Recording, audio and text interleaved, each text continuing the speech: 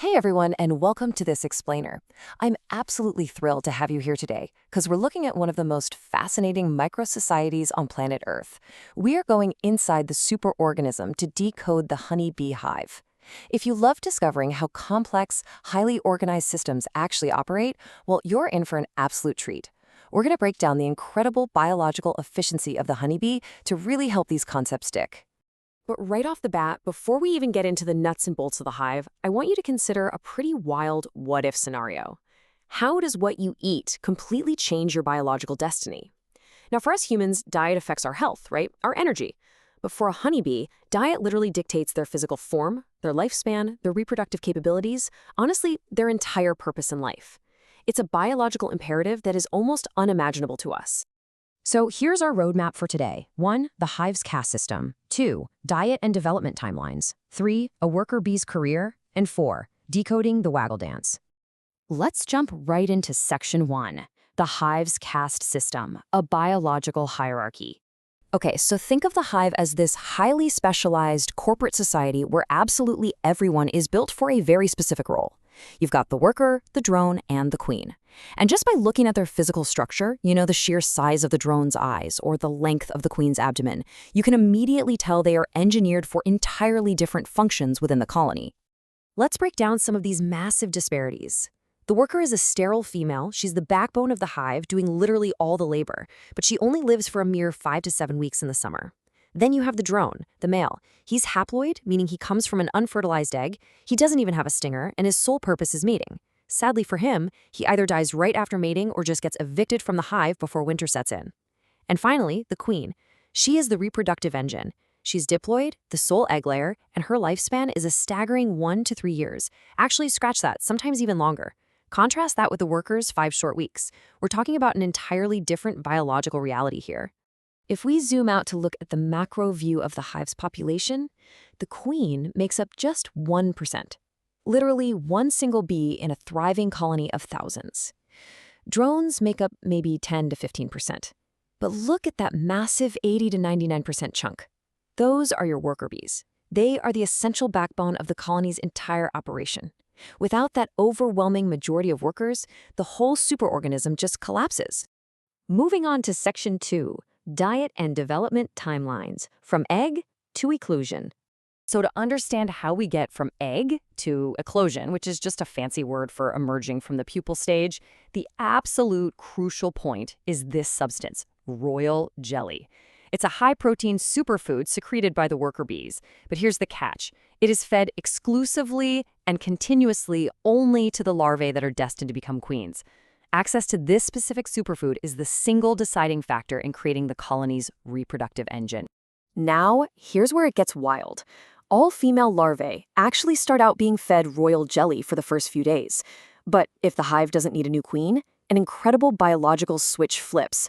On day 3, the workers switch the diet of most of those larvae to something called bee bread, which is basically a mixture of pollen and honey. Switching to bee bread physically locks that larva into a worker's destiny. It completely stops their reproductive organs from fully developing. Their entire biological destiny is dictated by this one dietary downgrade. And this dietary switch directly impacts their development timeline too. Powered by that royal jelly, a queen emerges fully formed in just 16 days. The worker, running on bee bread, takes 21 days, and the drone takes the longest, gestating for a full 24 days. The hive urgently fast-tracks the queen, because without her laying eggs, the clock is ticking on the entire colony's survival. There's actually a really fascinating detail right at the beginning of the timeline on day 1. The egg doesn't just lay flat in the cell, it stands straight up. The queen actually anchors the eggs upright to the bottom of the wax cell using specific proteins secreted from her Dufour glands. It's just this incredible structural adaptation right from the very moment of conception. Let's dive into Section 3, a worker bee's career. Polyatheism in action.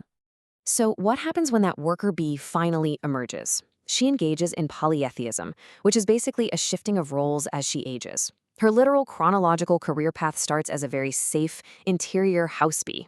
Then, as she gets older, she gradually moves further out, eventually becoming an exterior field bee, venturing out into the highly perilous world to gather resources. Let's just walk through her resume step by step. Step 1. Right out of the cell, days 1 to 3, she's on sanitation duty, cleaning out cells. Step 2. Days 4 to 12, her hypopharyngeal glands develop and she starts producing that precious royal jelly to feed the new larvae. Step 3. Days 12 to 20, her wax glands activate, so she's building the comb and helping ripen nectar into honey. Finally, step 4, day 21 and beyond, she enters the danger zone. She becomes a forager, flying miles away to collect nectar and pollen until her wings literally wear out and she dies. One single bee performs almost every job in the hive throughout her short life. But she doesn't just apply for a promotion to get these new jobs. This career advancement is a hardwired biological imperative, triggered by shifting internal hormones. As she ages, her juvenile hormone increases, and a protein called vitellogenin decreases. This chemical shift completely alters her behavior and physiology, pushing her from the safe, dark center of the hive straight out into the sunlight. Which brings us to our final section, Section 4, Decoding the Waggle Dance, the language of the hive. Okay, so when those older worker bees are finally out in the sunlight, how do they tell the rest of the hive where all the good flowers are? Well, behold nature's original GPS system. When a forager finds a great nectar source, she returns to the pitch-black hive and dances on the vertical honeycomb. She traces this distinct figure-8 pattern. The angle of the center run, the waggle run, relative to straight up, which represents the sun, maps the exact direction of the food. And the rules here are incredibly precise. If the food is more than 40 meters away, she uses this complex waggle dance.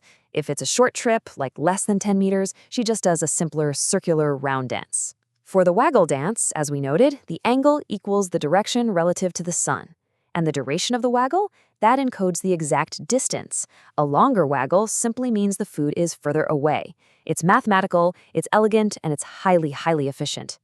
Now, this isn't just biology, we're talking advanced physics here. Dancing bees literally emit modulated electric fields. The follower bees detect these electric signals using minute movements in their antennae, operating on the principles of Coulomb's law. They are literally reading electric fields in the pitch dark to download map coordinates. No way, right? But wait, it gets better. The ultimate application of this communication goes way beyond just finding food. Swarms actually use dance to debate and vote on new nest sites.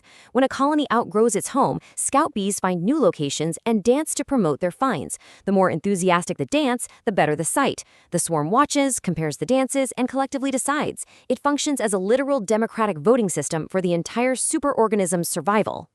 And that brings us to the end of our explainer. I want to leave you with this powerful thought.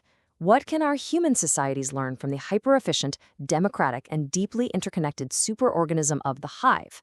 From the way they assign roles, to how diet shapes their literal destiny, to how they use advanced physics and democratic voting to ensure their survival, the honeybee is an absolute biological masterpiece. Thank you so much for exploring this with me today. Stay curious, and I'll catch you in the next explainer.